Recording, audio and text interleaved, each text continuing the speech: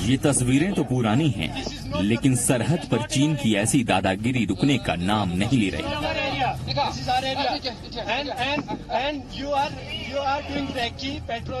लद्दाख में line of actual control यानी LAC पर पिछले करीब 3 हफ्ते से जारी तनातनी के बीच चीन ने एक बार फिर से नई चाल चली है।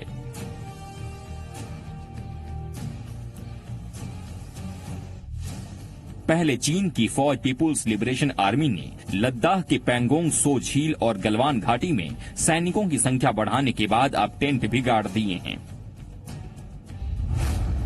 बताया जा रहा है कि चीन ने 2 हफ्तों के दौरान गलवान घाटी में सैन्य टुकड़ियों के लिए करीब 100 टेंट खड़े कर लिए हैं। इतना ही नहीं, चीनी फौज LAC पर भारी भरकम मशीनरी और औजार भी ला रही है। माना जा रहा है कि इन मशीनरी और औजारों से बंकर बनाए जा सकते हैं। चीन पैंगोंग सो झील और गलवान घाटी में लगातार सैन्य टुकड़ियां भी भेज रहा है। लाइन ऑफ एक्चुअल कंट्रोल पर चीन की हरकत थोड़ी ज्यादा बढ़ गई है। चीन ने अपनी road already line of actual control तक बना ली थी। अब हम बना रहे हैं, तब उन्हें तकलीफ हो रही है और इसीलिए जहां जहां रोड बन रही है वहां पे ज्यादा हल्ला कर रहे हैं। सैनिकों का जमावड़ा लगातार बढ़ाने और सैन्य टुकड़ियों के लिए टेंट बनाने की चीनी आर्मी की करतूत का भारतीय फौज खुलकर विरोध कर रही है।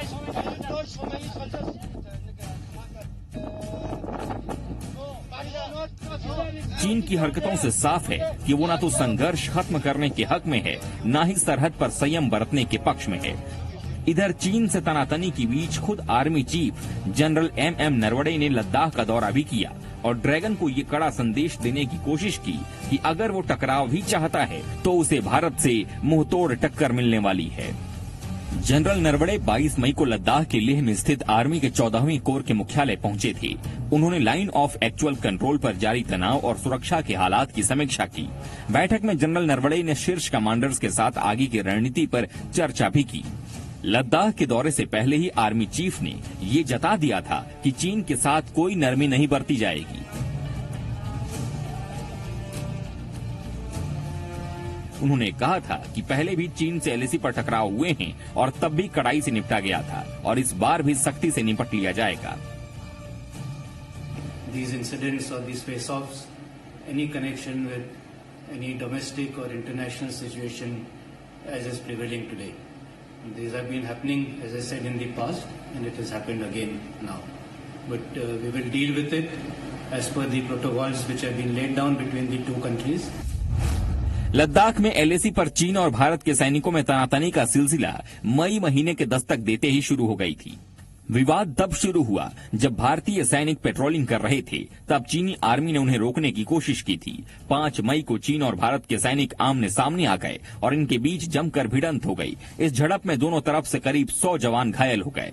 अभी लद्दाख में तनातनी चल ही रही थी कि 9 मई को सिक्किम के नाकुला पास में भी चीन और भारतीय सैनिकों में झड़प हो गई। साफ है कि लद्दाख से लेकर सिक्किम तक चीन विस्तारवादी चाल चलने की फिराक में है, लेकिन भारत उसकी दाल गलने नहीं दे रहा। दोनों मुल्कों के बीच दिक्कत की एक वजह LAC को लेकर स्पष्ट विभाजन का न होना भी है और इसीलिए दोनों देशों की सेना आपस में टकरा जा रही है। As you are aware that the LAC is not very well defined. There are different perceptions on where the LAC runs, and accordingly, both sides patrol up to their accepted claim lines, and therefore when patrols reach at the same place at the same time, then such face-offs do occur. दुनिया को corona virus का तोहफा देने वाला चीन महामारी की इस दौर में सरहद पर हिंदुस्तान को उलझाना चाहता है। उसकी लालची निगाहें लद्दाख के बहुत अंदर तक टिकी हुई हैं। लद्दाख में सीमा का अतिक्रमण करने, फौज बढ़ाने और सैन्य टुकड़ियों के लिए टेंट बनाने की चीनी हरकत का विरोध लोकल कमांडर्स की मीटिंग में भारत ने किया है। दोनों मुल्कों के बीच लोकल कमांडर्स की 5 बार बैठक हो चुकी है, लेकिन चीन अपनी चालबाजी से बाज आता नहीं दिख रहा। ब्यूरो रिपोर्ट, जी मीडिया।